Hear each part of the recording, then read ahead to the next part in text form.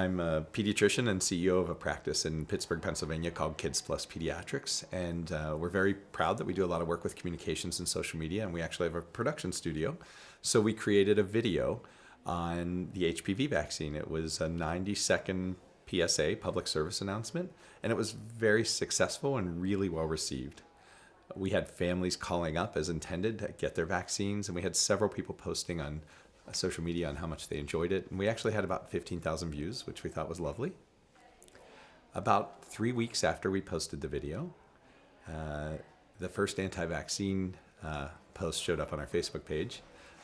Oddly enough, we still have the screenshot saved of the text between my communications director and I saying, "Oh, look, somebody found it."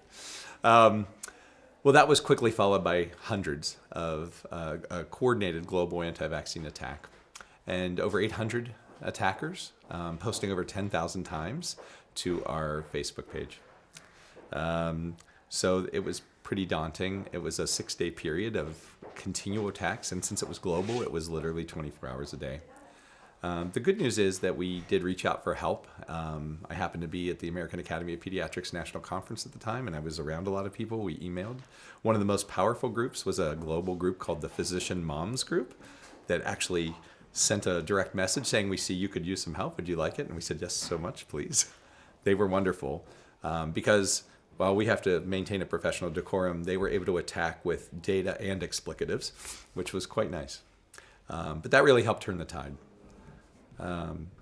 As a result of that attack, we set 3 goals for ourselves because we had interviewed other people that had been attacked shortly after and realized this was growing.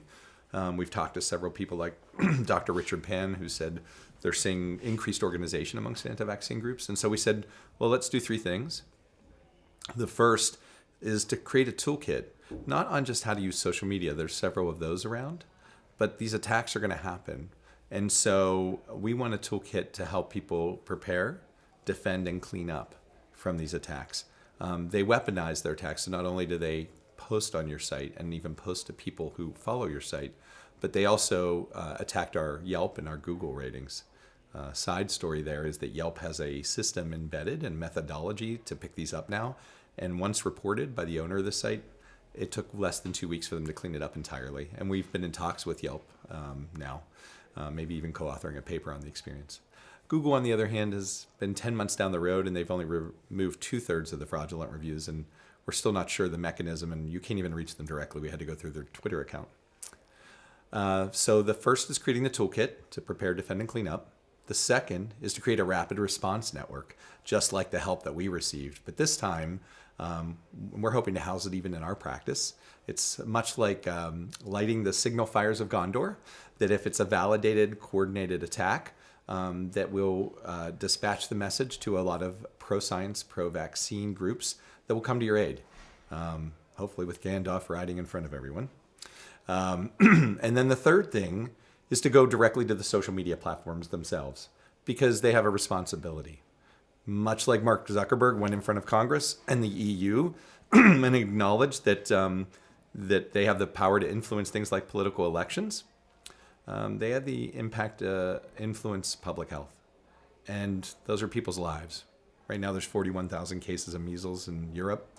There's over 37 deaths. There's over 20 states in the US that have measles outbreaks. And this was a disease that early in my practice in around 2000 we were about to say was eradicated. And this is, we think, akin to almost screaming fire in a movie theater. There's some responsibility. The happy part of the story is after those 15,000 views, our video is now over about 99,000 views. We picked up 1,000 likes on our Facebook page. And we've gotten really good feedback from the pediatric community and science community and vaccine community. The scariest part I would tell you about these anti-vaccine attacks is not going through the attack, but it's the fact that there's people that fear the attack and therefore will choose to not say anything. And this isn't just practices, small practices. This is even large health systems that find that it's too controversial to put a piece up as benign as why you should get the flu vaccine.